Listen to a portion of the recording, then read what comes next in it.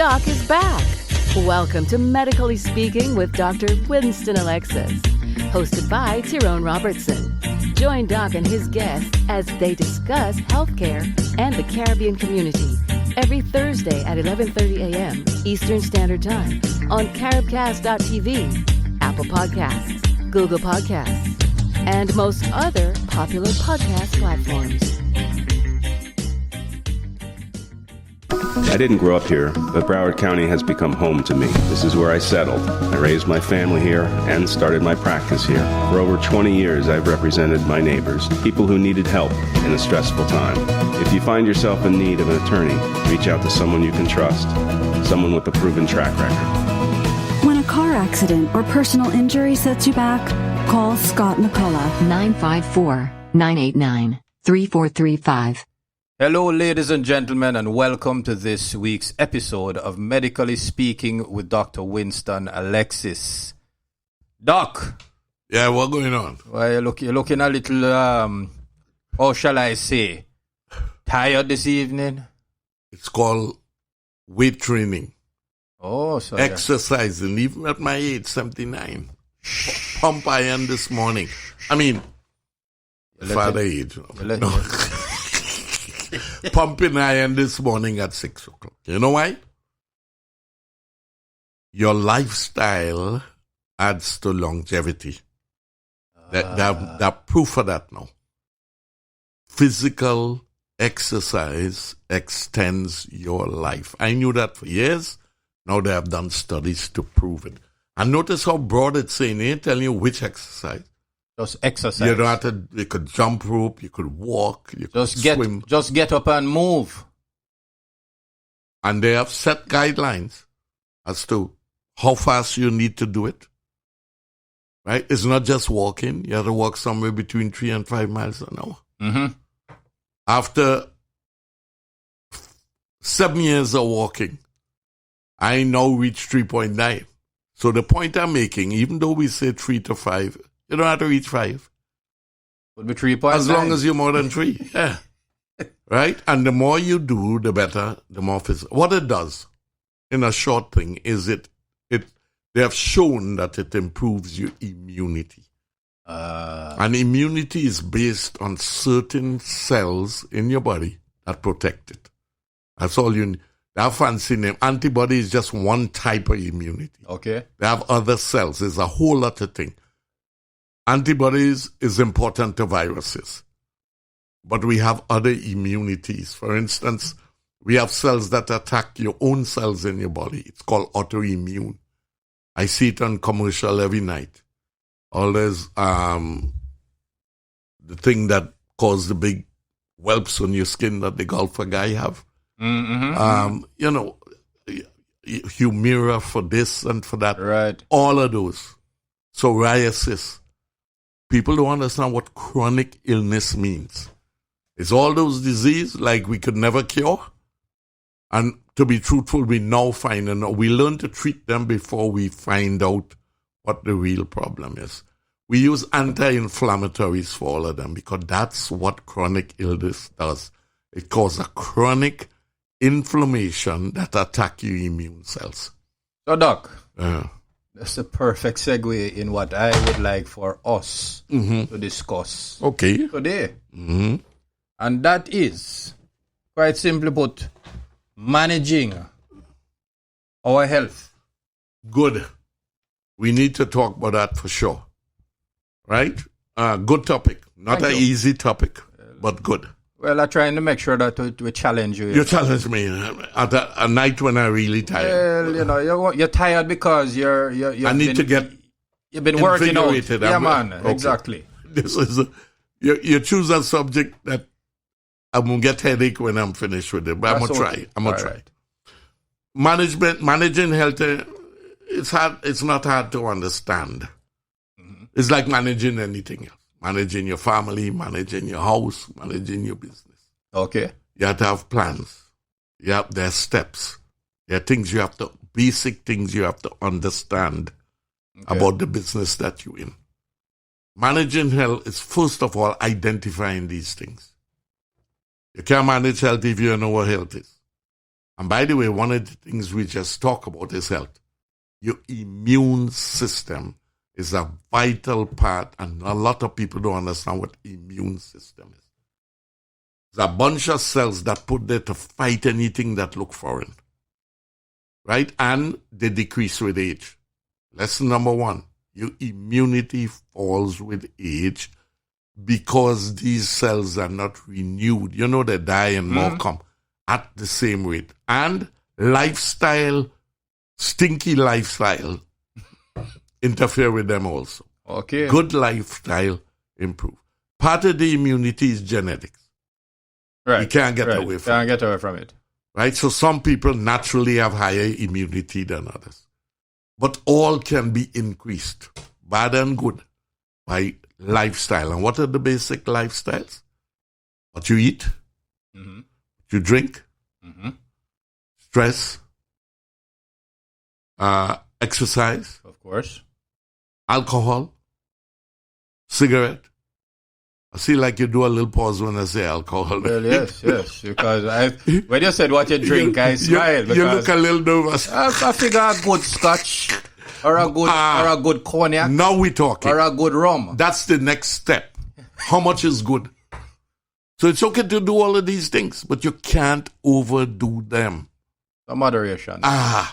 You have heard for that for years. We observed that, but we didn't know why. Yes. All of this dampen your immune system. What that means, there are a lot of cells that keeping you safe, circulating, and they're being renewed. Some, the old one died, and you interfere with that renewal process. You're letting down your immunity. Even if your immunity was high, it just gets a little lower. Gotcha. And even low, it through the ground. So there is something that people have to understand. No excuse in the entire world for not exercising. Right. And then wondering why you're feeling old, you're looking old, yes, and you're dying young. All right. So exercise seems to be very important. You'll be surprised what the next highest thing is: reduction of stress. Stress interferes with the production of your immunity, the cells that, right? A lot of your immunity are in cells in your bowel. That's why food is important. They have so much bacteria. Good bacteria in our bowel is amazing. And you kill them out with a stinky lifestyle. Eating bad does it. Drugs does it. Too much alcohol does it. So you have to sit down and first of all understand, if you're going to manage your health, what is required. The first step is to try and understand what healthy living is. All right. So we're going to pick up in, Doc. So lifestyle then is a key factor. Major factor. Exactly. And just to break down lifestyle again, we're going to talk about exercise. Right. We're talking about what you eat and how you eat, quantities and such. Right. We're talking about basically your intake. Right. The quality of your intake, not quantity, quality. Right. And we're also speaking about cigarettes. Things that can short circuit the renewal of immune cells. Excessive alcohol. Exactly. Cigarettes, any amount. Stress. The more you destroy it. So simplify your lifestyle. But you have to know, stress interferes with your immunity. Okay. All right. People taking 50 tablets a day or supplements, and they're all stressed out. The supplement just going in and out. Supplements will help as a part of a healthy lifestyle, which is exercise, reduce stress a little bit. But you know what was the number one of all of them? Exercise. All right. The one that helps immunity the most. And they have definition of what is proper exercise, right? And it's not what people think. You don't have to lift no weights. It's my vanity have me. Yes, you're showing off the guns. Yeah, I promise I'll be the healthiest, fittest 79-year-old man next month. So on my final leg now, pumping iron like a crazy. Me and my wife have a bet. I tell her I will look so good by my 79, brother, you'll feel is second spring. So I tried hard. But really, and we're not asking you to go and be know the best dietitian and be the best physical trainer. That's not what we were talking about. 30 minutes a day. I was just about to ask somewhere between 3 and 5 miles an hour. Mm-hmm. And when you do, you start off slow. You don't have to start off at 3. Walk as fast as you can. If you can't walk fast, and then build up a little bit. The thing you do not have to increase the time. You can. Mm-hmm. It's better, but the minimum is all you need. And that's 30 minutes. 30 minutes. And what you do, you walk faster and faster. Okay. You do 30 minutes, let's say, in an hour. You do, you do, what am I trying to say now? Miles. You do or kilometers. Around 3 miles or less. Mm-hmm. Maybe you start at 1. Right. Then after a month or 2, you go up to 2. So the thing you do is increasing the speed with which you walk. Of course. Right? As I told you in the beginning, after about 18 years, I started off with a little under 3, mm-hmm. and I'm now up to about close to 3.8. There's a good chance I'm not going to go any further than that. I don't need to, because at that time, I'm sweating, I'm working hard, and that's the key. Okay. You understand? How fast you walk is more important than how far you walk. Got it. Now, if you walk far, it helps even more. Okay. But I'm giving you the minimum requirement to call it. That means every child in your house should be doing this. Because I tell you something about thing. The habits I have now, I got when I was a little boy, mm-hmm. coming up. And the way I was trained, my father never smoked a cigarette in his life. None of my brothers and sisters smoke. Mm-hmm. All of we drink, because my old man used to drink. And by the way, he spent his whole life saying, don't drink this thing, and it's not good for you. Right? He used to like to play cards. I love to gamble. Mm-hmm. And every day, boy, you mustn't do this. This is... So, you have to train your young kids. Do as I say, not as I do. Yeah, when they're 2, 3, 4 years, make them go exercise. Yes. Register them in some physical activity after school. Yes. And don't let them choose what they eat. I hope my daughter is hearing this, because we fight all the time. We go to a big dinner. What do you want? How do you mean what you want? I grew up in a house where I eat anything. Why do you think I eat anything now? Anything my mother put in front of me, I eat. You know? Yes. And those habits have remained. Let me give you an example about eating. I was very lucky. I was born in the country in Trinidad. Mm-hmm. And my mother is an Indian, cook like an Indian. Right? So what we do, I eat bhaji and saltfish. I think they call melange in Trinidad, which is eggplant. I eat in all kind of bush. But I saw mommy cook with a little bit of fish. Beef was the only thing my father eat beef on the side. Mommy cooking for your children and my father. So I grew up with no taste for beef. I mean, I'll eat it every now and then, but it's a meat I do not like. You give me fish, you give me chicken. A porterhouse steak means nothing to you. Zero.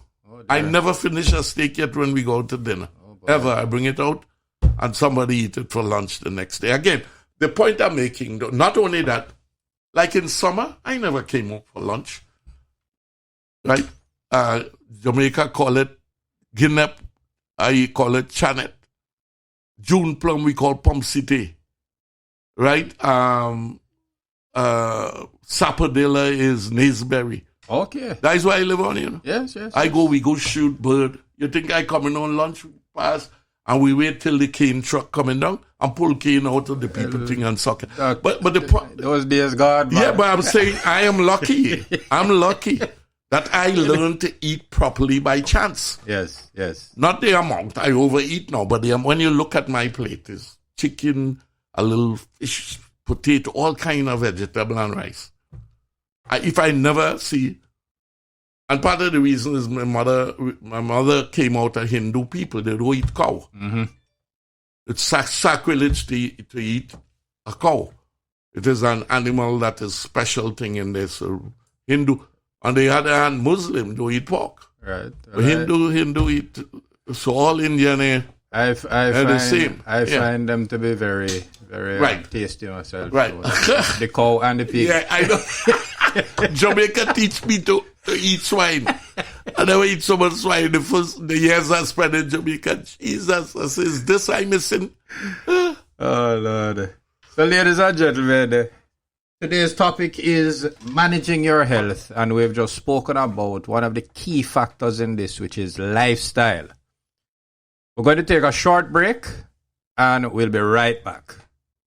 For excellent surgical care, call Dr. Ralph Guarneri's office at 954-462-8714. Dr. G is a general surgery specialist, experienced in surgery of the stomach, liver, spleen, pancreas, and gallbladder, to name a few. Dr. Guarneri also specializes in trauma and transplant surgery. Schedule your appointment with Dr. Ralph Guarneri today by calling 954-462-8714. That's 954-462-8714.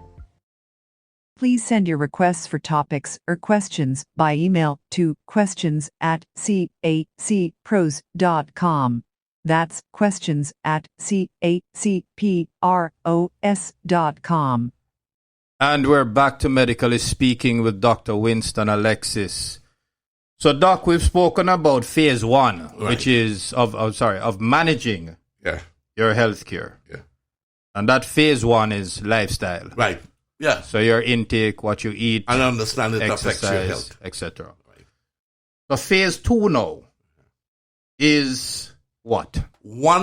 Something that I think is more important than almost everything in medicine. Diseases tend to run in family. And diseases are caused you get something depending on your immune system. When you see you get a cold, is because your immune system failed at that cold. Mm-hmm. Preventing it, but it helped in curing it. All right? So what you have to learn now, get an idea what kind of health genes you have. Yeah. Example, I'll give me for one. Right? And as a matter of fact, I use this with my wife all the time. Let me go with her first. And you might know some of this history. Her whole family had high blood pressure. Yes, sir. Everybody. Mm-hmm. Almost all of the family have heart problems. Mm-hmm. Okay? They have diabetes like hell. Mm-hmm. Right? So, guess what? Guess what kind of conditions my children have? Two of them have heart attack already. And one have dysfunction of the way the heart is beating. Mm-hmm. Mm-hmm. One have diabetes. All right, me now. I throw words to my wife all the time. Nobody in my family has high blood pressure. So it's you give your children them things they not be. You can set yourself up. Maybe I says you tell your children, don't leave me out of that business, right? Number, no diabetes in my family. And that's my on heart disease. That's why I eat so much chicken wing. And I pay very little attention to my cholesterol. I'm not saying I'm doing right, but I think my chances of dying from heart disease is slim compared to the genes on the other side of my family. And my wife usually hit back at me because, she my whole life. But your grandmother was mad. That's why all of the madness you see in this family come from you. No, it's true. My grandmother on my mother's side was stark raving mad. Me, I talk about, I don't mad. Well, that explains a lot. Doesn't it? That's what she tell me. By the way, it run like hell in my family. It's not just my family. Yes, I can see that. Right? Other people in my family have little dysfunction here and there. Very smart people, amazingly, but a little cuckoo. All of us. No. Yeah, no. You're sounding like Mrs. Alexis now. She said that's why all your children a little mad and they get it from you. Yes. But the point is, if you look carefully at your family tree, and everybody should, you will get an idea of what you have to be careful about. There's one other thing on my side that my children is battling with now, my boys. Prostate cancer is very common. My father died at 62. Mm-hmm. My brother, older than me, has it. Mm-hmm. My younger brother has it. Me, I had it. They had to operate on me. Yes. So my kids are stupid, my boys, if they don't go and get this thing checked out. That's So right. that's why you made the tree. So you need to know which diseases you are really high risk of having, and then live a lifestyle that could keep you on the right side of that. Right. You understand? I mean, map it. You know, Doc, it's funny you mentioned that, Yeah. because I encourage my children and all kids in general and all younger people should really speak to, and forgive me for using the word, but should always speak to the elders in the family, Yeah. It is important, just not even more so now that you're talking about managing your health care and understanding the chronic diseases that have been prominent in your family. Right. But just to speak to them to get some perspective on all of these things and where you're coming from. Exactly. Example of what the adjustments you can make. Correct. I shouldn't tell people this. I was very lackadaisical with my screenings, except for one. I hated it. Mm-hmm. So all the guys who say they want no man, I went and got my prostate checked every single year from the time I was 50 years old. Okay. And thank God, because he found a lump. The blood test was normal.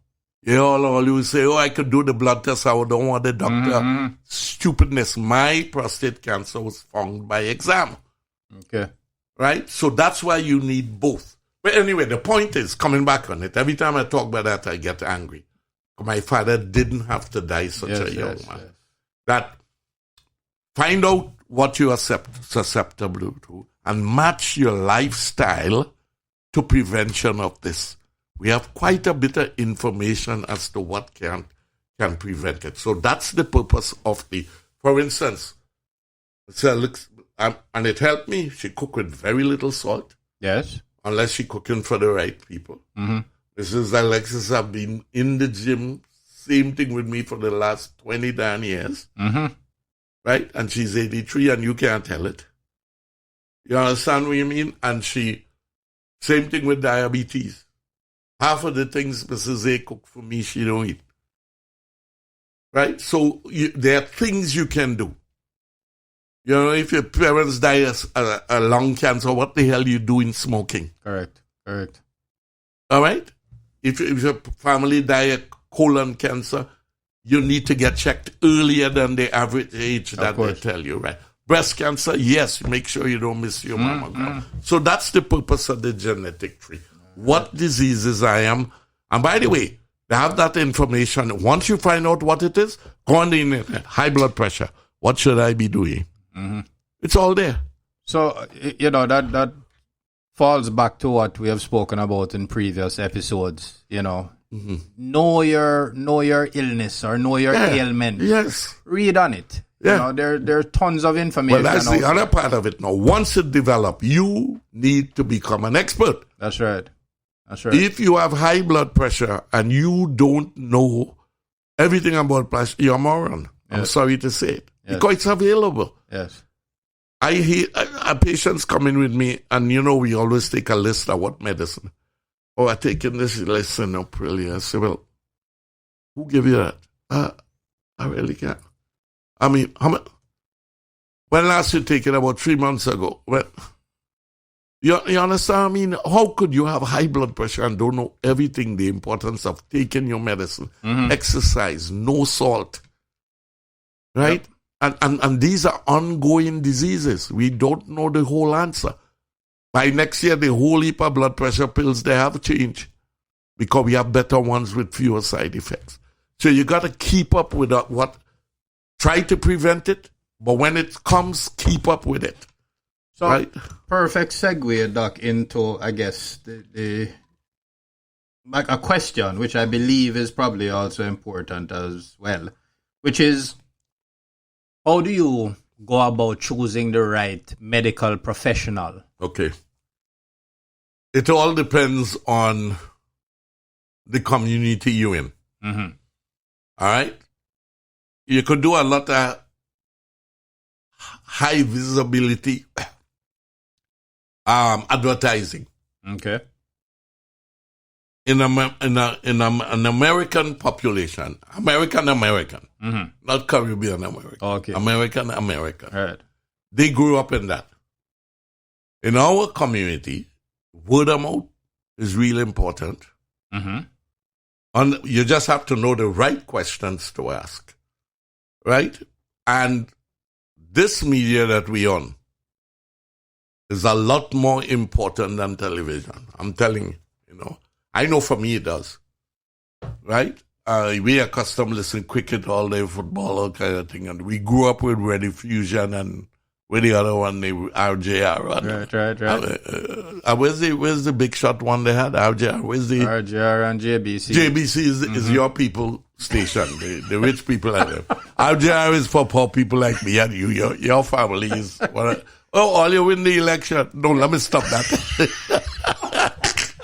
Let me stop that. We're not getting into any politics. No politics. No politics at all. None. I don't even want to hear about the foolishness that's going on. This is not a political show. No, it is not. But we bounce into it every now and then. All right. All right. So that's the main thing. Find out. Ask. Mm. Don't go on Facebook. If the people piss off with the doctor, they'll say he's the worst person in the world. It's bullshit. It's nonsense. Right. There are ways you could find out.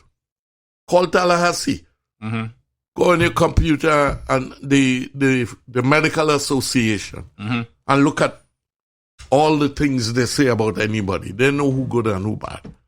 Lawsuits is not necessarily the best thing because lawsuits don't many times sue for negligence. Right. They sue for bad outcome. Mm-hmm. But nobody's perfect. Every operation has risk. Ask all of my patients. I put them sit down the week before we go to the hospital, and I go through everyone. You could die. You could have clot in your leg. You could bleed for days. I may have to transfuse you 50 units. But yet, at the end, by the way, I don't expect this to happen. Right. But it's a possibility. Yeah, but with me, right, I don't expect it to happen with me because I am me. You understand that statement?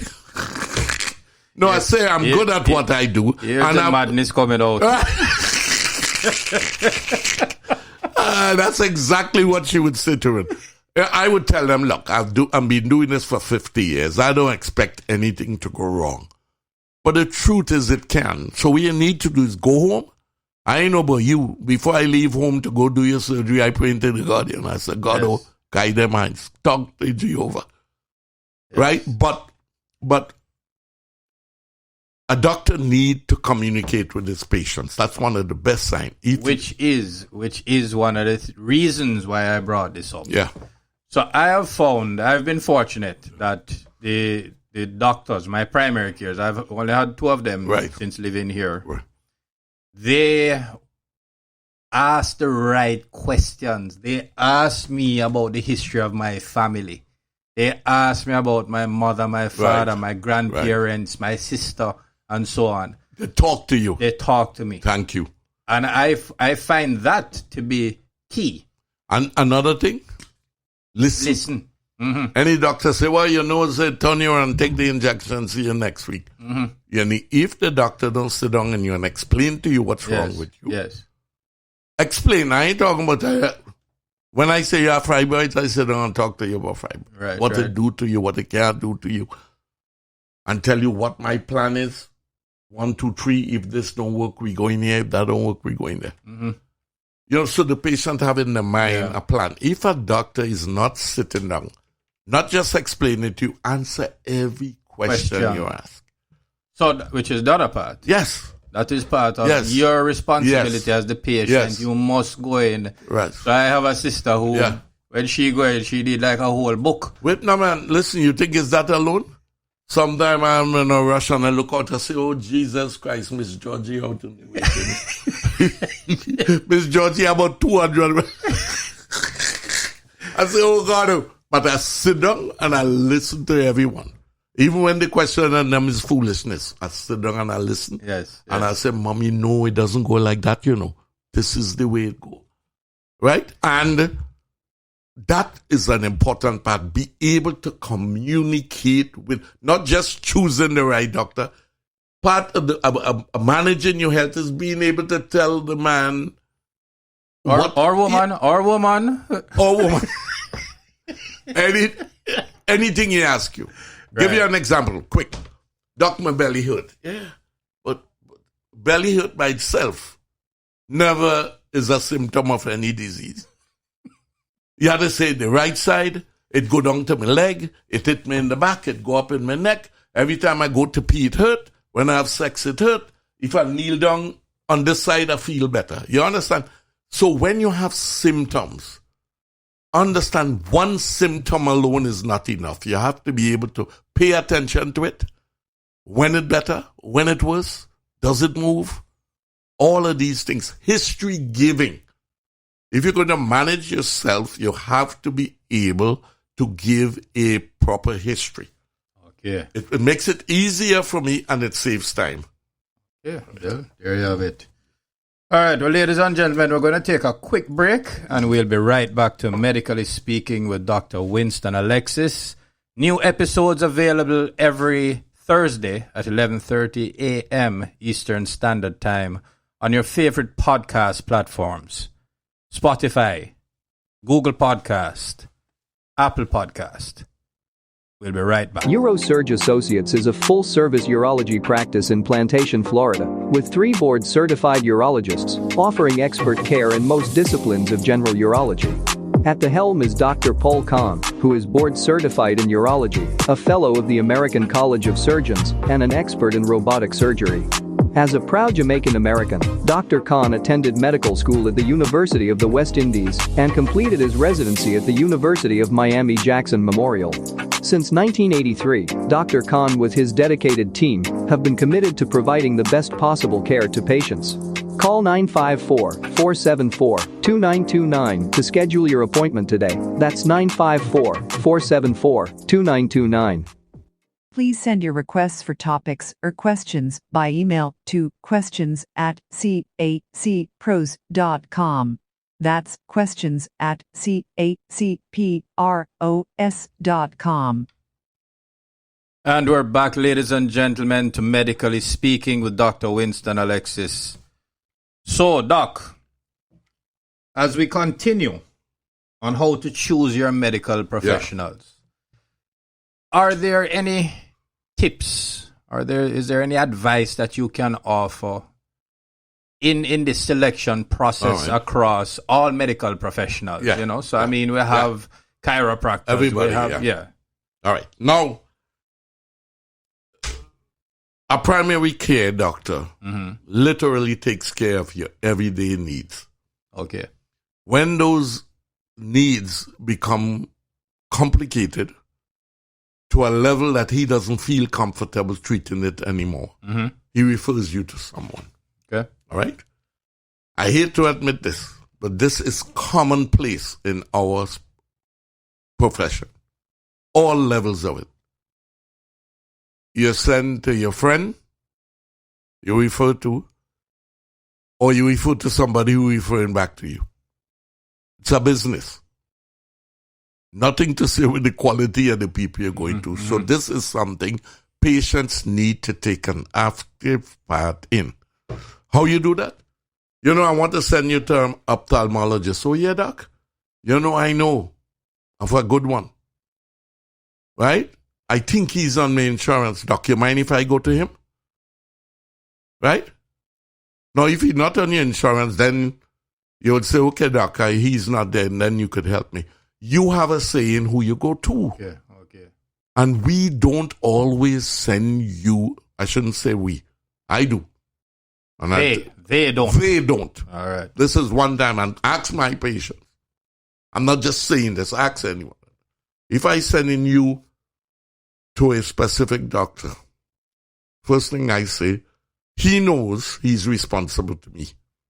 That's right. You're not going to do this. I'm sending her with you because I have confidence in you.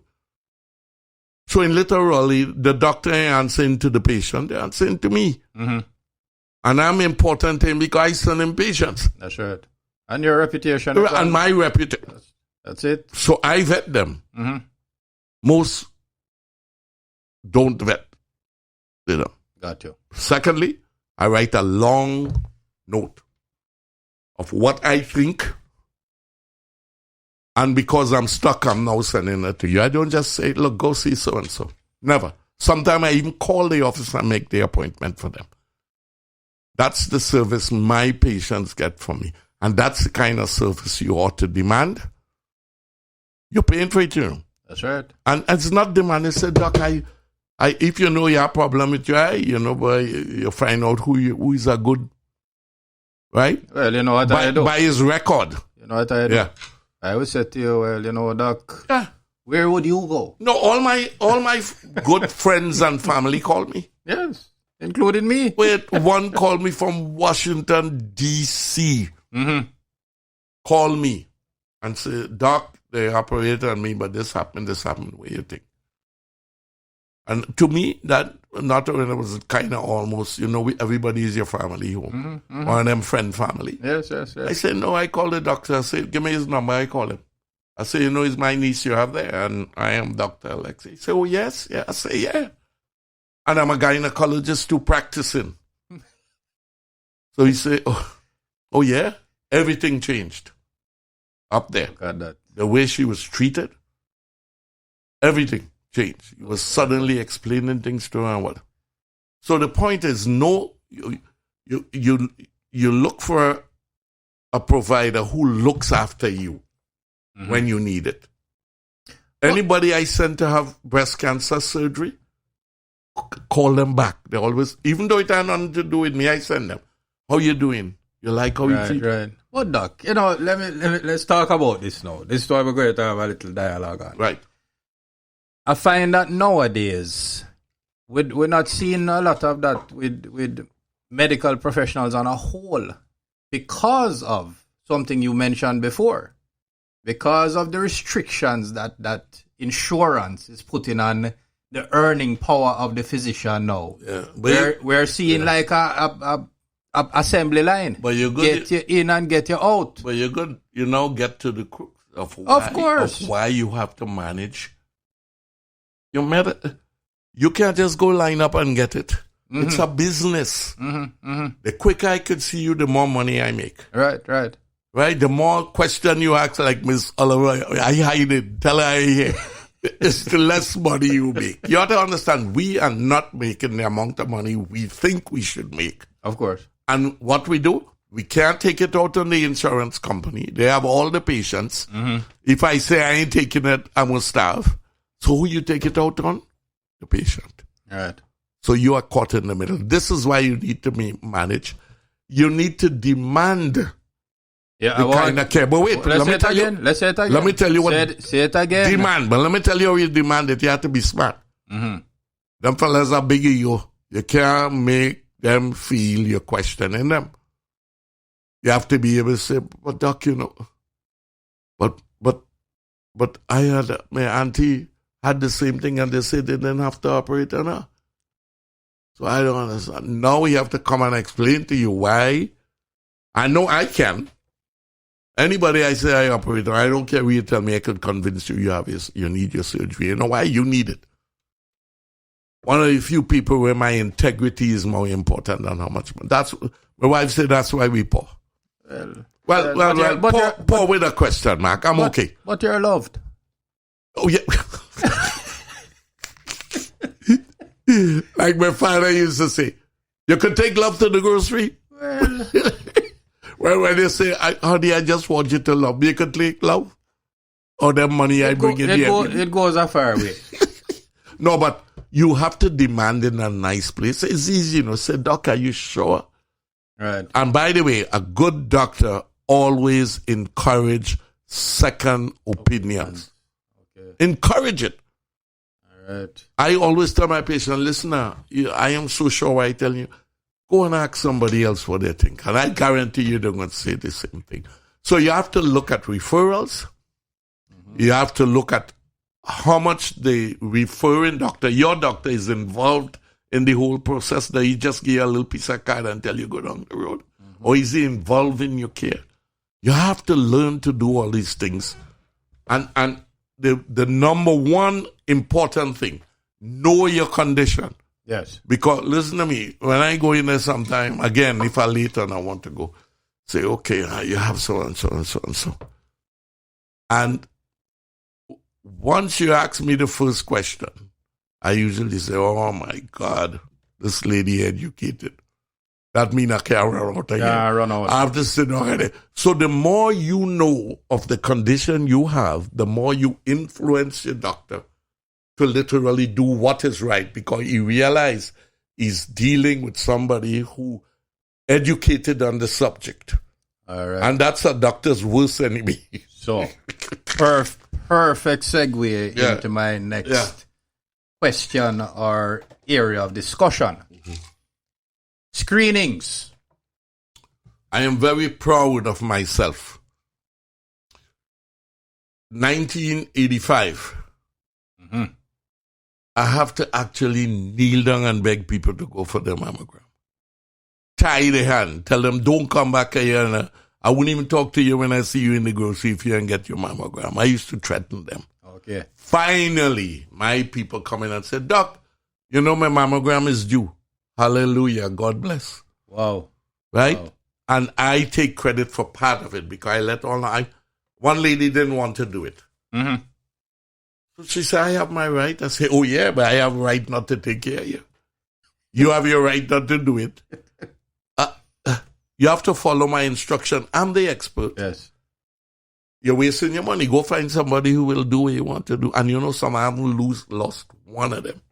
Excellent. Because I was explaining to them why this is so important. Mm-hmm. I didn't get mad and say, all I say is, okay, you know, you could go somewhere else, but if you come here, you have to listen. Because I don't want you dead. And when your family, before you close your eye, ask you, who is your doctor? And you say, Alexis. Don't call my name in that foolishness, right?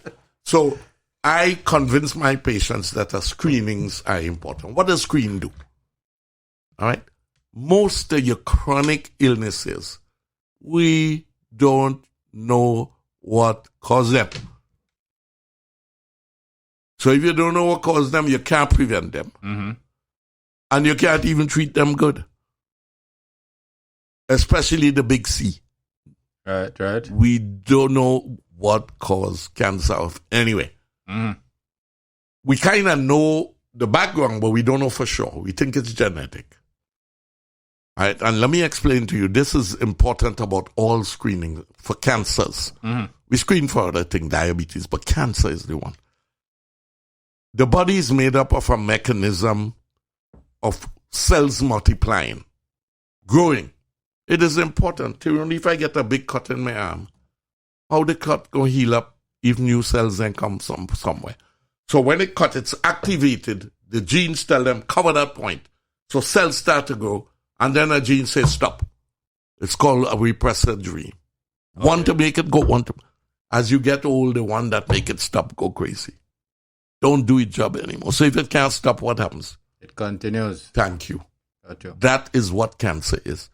Now, what can cause the one that stop it from happening? It could be genetic. You're born with a defective one.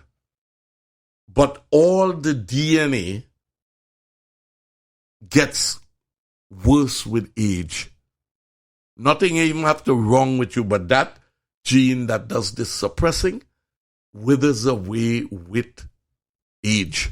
That's why older people get cancer more than younger people. And two, there are environmental factors that can cause that to happen. Mm-hmm. Cigarette smoke. You understand? Radiation. Whole heap of environmental factors can cause this too. Even viruses can cause cancer. For instance, cervical cancer is a virus that interferes with that mechanism that shut the cells off when they finish growing. The HPV virus, that's what they do in the cervix. Yeah. So viruses can do it. Mm-hmm. But most of the time, we don't know why. So we did the next best thing. We can't cure it because by the time we catch it, it's all over the place. It's growing, it won't stop growing all up in your head, your belly, your toe. And eventually it replaces the good cells and you're dead. So we say if we can't stop it from starting, but if we could cut it off somewhere along the way, we could prevent it. That's what screening is all about. We have learned to pick up pre-cancerous or early cancer, and we can cure you any cancer if we catch it early enough before it starts to spread. Thank God we can do it in many cancers, we can't do it in all. Okay. For example, we can't find when ovarian cancer is really starting. So we stuck. We don't have no screen for ovarian cancer. But we could find out when breast cancer, we have mammogram could show us little change. Can't stop the cancer. Oh, it's there now and it ain't going nowhere. We could either remove that or remove the breast and we literally cure you. Got you. Right? So this is what screening is about. Catching cancer before it starts. Once it starts, you're in deep trouble. Once it starts to spread, I should say. Right. So we in men, prostate. We have things that could tell us beforehand this thing. Like me, my own hasn't started to spread. We caught it at a time from screening before it started to move out of the prostate gland. Breast, we could prevent a tremendous amount of cancer. We can't, invasive cancer, I should say.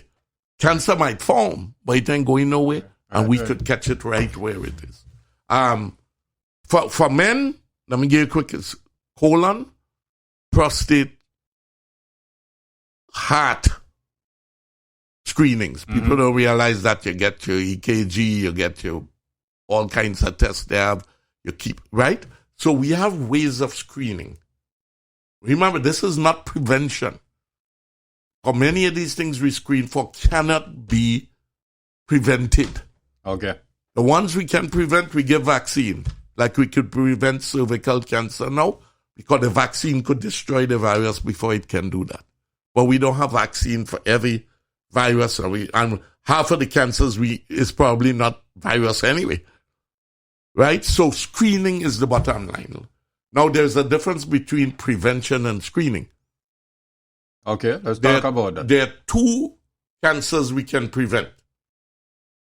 Two of them I know of, especially cervical cancer can be out, never to occur again, like smallpox, within the next 20 years, if we vaccinate everybody. Right? And we can prevent colon cancer. Let me say that loud and clear again. It's so nice we could find a cancer, we could get it before it starts. Colon cancer, most of them start in polyps. And when you do colonoscopy, you can see the polyps and remove them before they could change.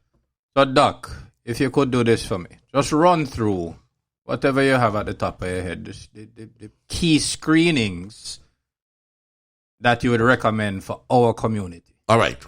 Male and female.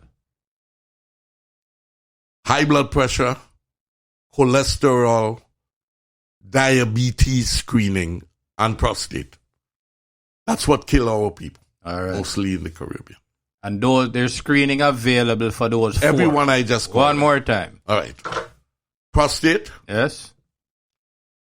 Heart. Yes. And all the nutritional stuff that goes with that, cholesterol, all of those things that they do. Right? Cervix. Right? And these are the screenings you're talking about. Yes. Right. And prostate. Let me see if I can go again. Prostate, colon, heart. Those are the important ones in male. All right. In female, it's cervix, it's breast, and it's colon. Okay. Those are the essential. Everybody must have them. And how frequently? All right, good. Depends on your age. Okay. Most screening does not start until 40 or after. Okay. Common sense tell you why.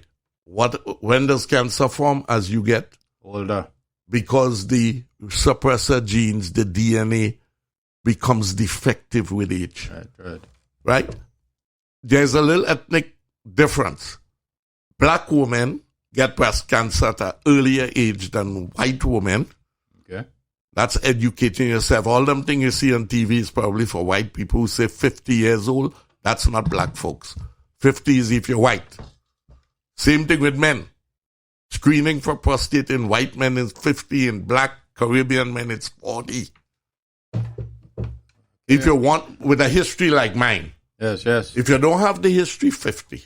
All right. And every year. You know what's good about colon?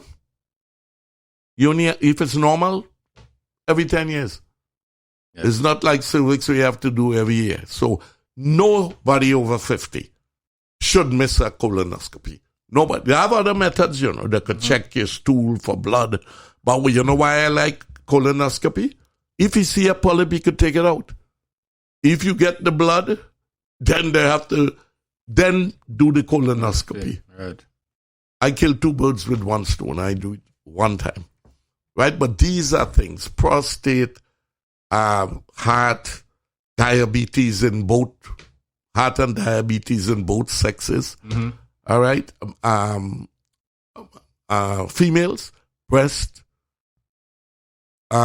cervix, and colon. And they could get it anywhere online. What's the age you started? Their information is out.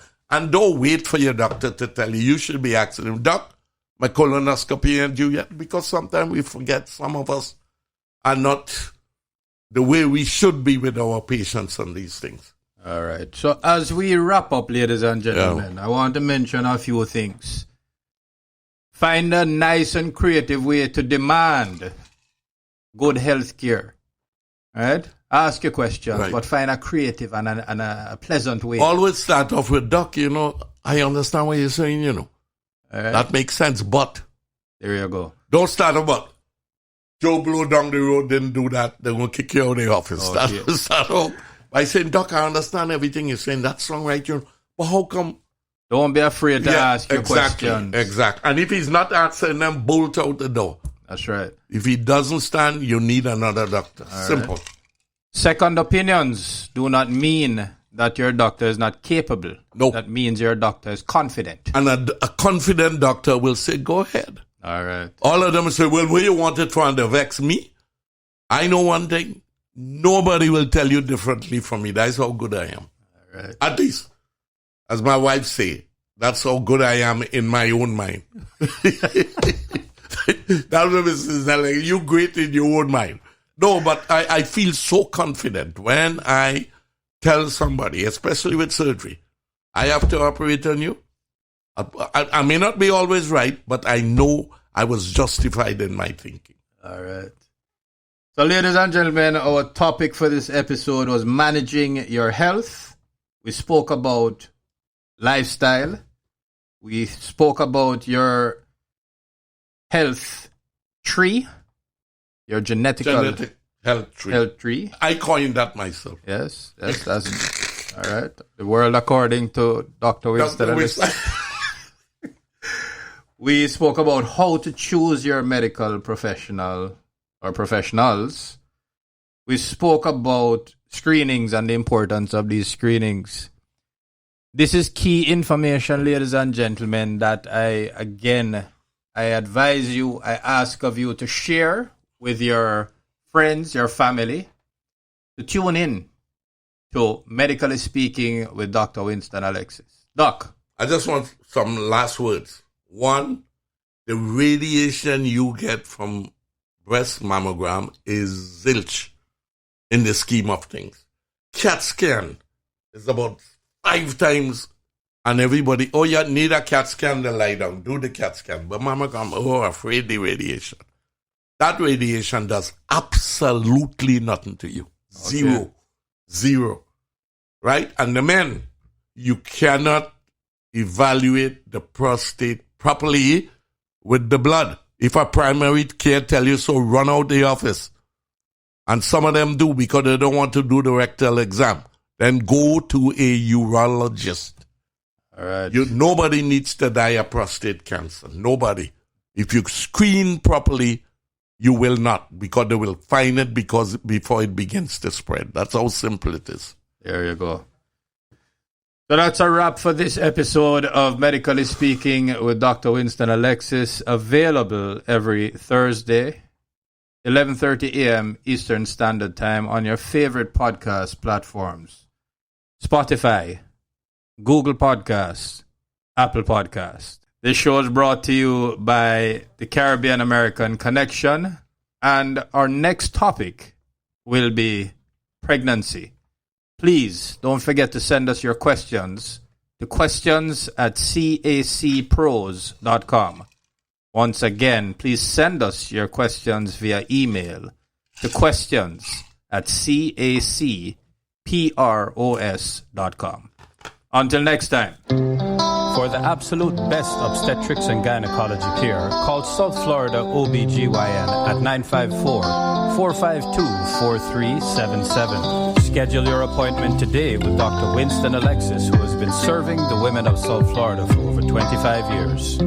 Conveniently located in Plantation, Florida, the courteous and professional team at South Florida OBGYN are standing by to assist you. Schedule your appointment today by calling 954-452-4377.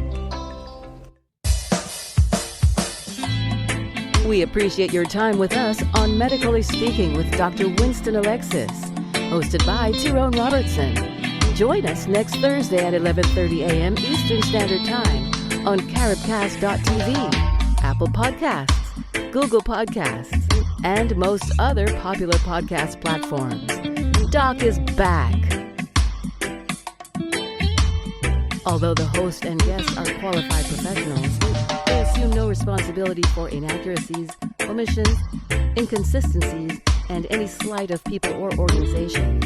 Listeners should use their own judgment or consult an expert or their personal physician for specific applications to their individual medical problems.